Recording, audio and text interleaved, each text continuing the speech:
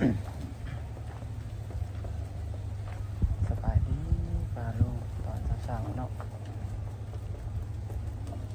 เด็กแท้จะเสาเมื่อไหร่กันเขาเจ้าหมดปั่นเข่าออกแล้วพอลงไงมาดูตะเข่าออกแล้วเบิดละกายสิกลายเป็นยามแรงเลยเด็กพอลงไง เขาอายมันไปใส่กับหนูมาพอลงสันนี่ตัวใหญ่ๆหนูผูก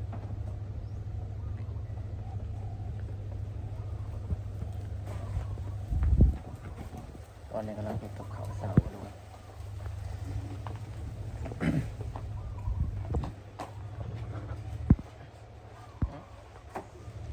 กำลังเห็ดกับเขาเสามันเป็นเครื่องคั่วนะลงไปซื้อมาเมื่อวานไปซื้อเอาเนี่ยมีหมอมีหัวเนี่ยหลายอย่างลงไงทางหมอทางยังไวหลุมอันนี้สิเป็นเฮือนคั่วลงกำลังเห็ดกับเขาเศร้าว่าจะออกข้างนอกอยู่เมืองนี้ไปลงไงอยากไปซื้ออันนี้ซอสอย่างเงี้ยเมื่อนี้กับเขาเป็นดาดหมูลงไงเป็นดาดหมูขวบหมูเพราะว่าอ้ายเป็นมาเมื่อคืนนี้อ้ายเป็นแบงหมูมาให้ไปลงไงหลายเตะไปลงไงเมื่อคืนเนี่ยก็ดาดเมื่อคืนนี้ครับ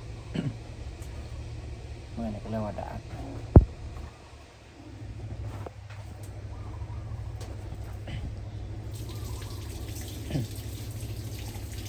หัวหมูดาดหมูอะไรแบบลงขาดแต่อย่างเดียวอยู่มองไงอยากได้ตั้งแต่ตั้งลงไงอยากได้โตกินเขามันกินง่ายกินอย่างมองนี้นี่นะลงไง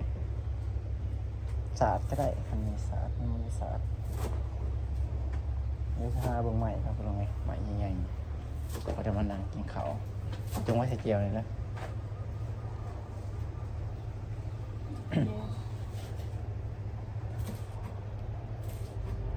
เขาแล้วภาษีแบบ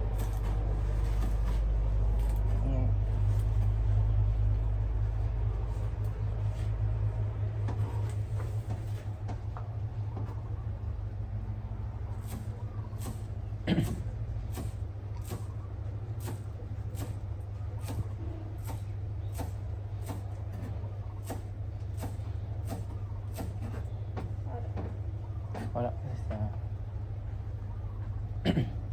ลองติดเขาใหม่แต่ว่าบริเซน่ะมาติดเขาลงไงมากระใส่เลยหนึ่งเขาร้ายแท้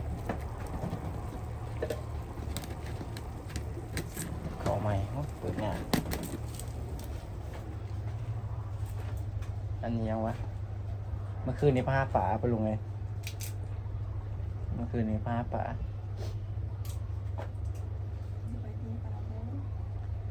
หาป่าก็ได้พอกินอยู่ไปลง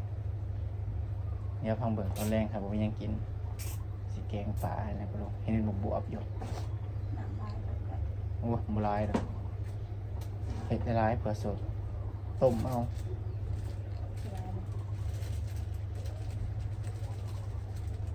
สีนั่นพอ หมอตัวนี้เราเบิ่งแล้วลงไงบดูดมันบดูดข้าเจ้าซื้อมา400ข้าเจ้าวะข้าวเดียว400กว่าก็400นะบลุงตาย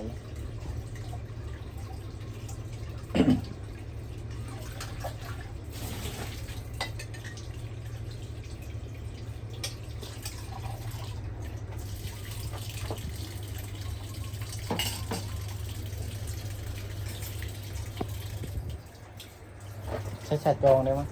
มันน้ำหอดเลยลืมมาสมมาโอ้ไม่ได้ใส่สมนี่ยังได้เป็นรีมคาม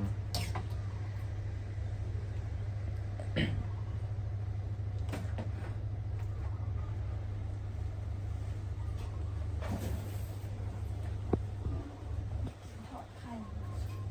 ไข่นี่ใส่ เชื่อม ออกตลาดไปแล้วเบิดออกไปแล้วบัดพีก็ออกตลาด ไปสิออกฟัง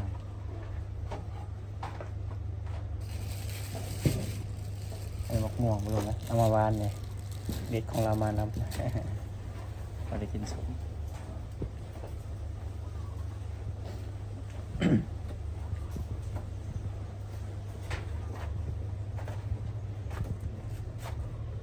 ตำเนี่ยพริกนะตำอีก ต้องกินเลย ถึงแล้วนะถึงแล้ว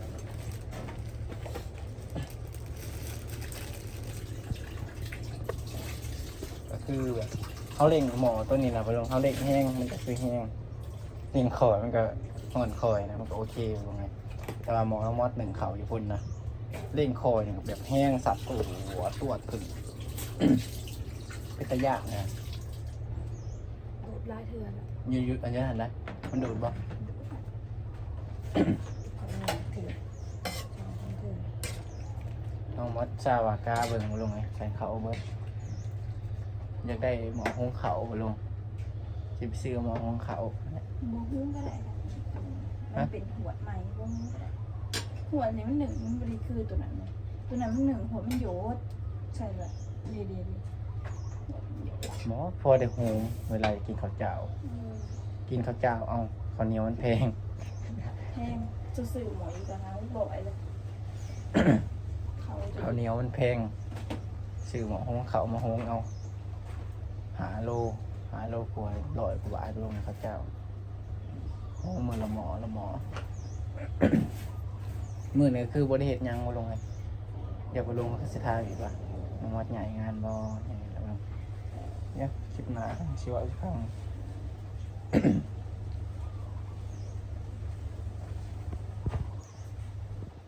ชุบแล้วลงไหมชุบใช่ปะนี่คือโฟมแล้ว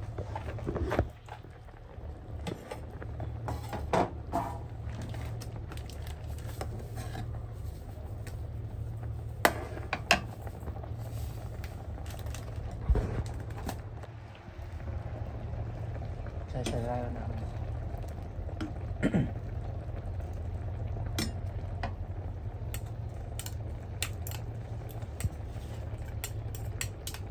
พร้อมสุกแล้วหูพักนะใส่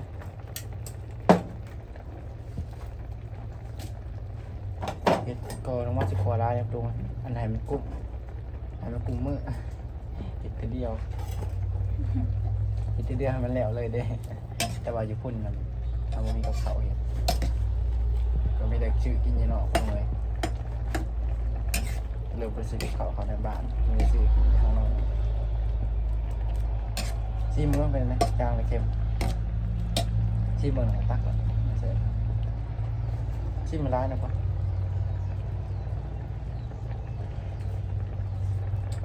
เรื่องไหนซีมยังไม่เหลวอยู่ตรงนี้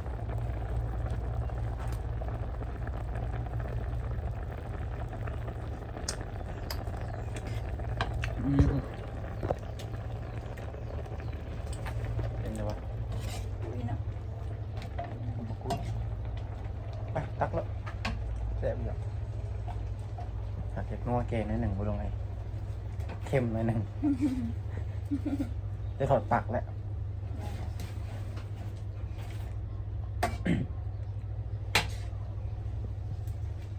แล้วตักยังไงกัน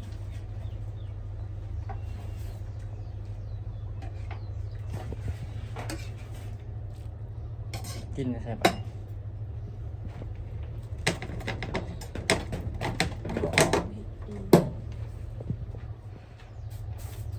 กินข้าวมองไรบุลงไงเอาไอ้หมองกินไหม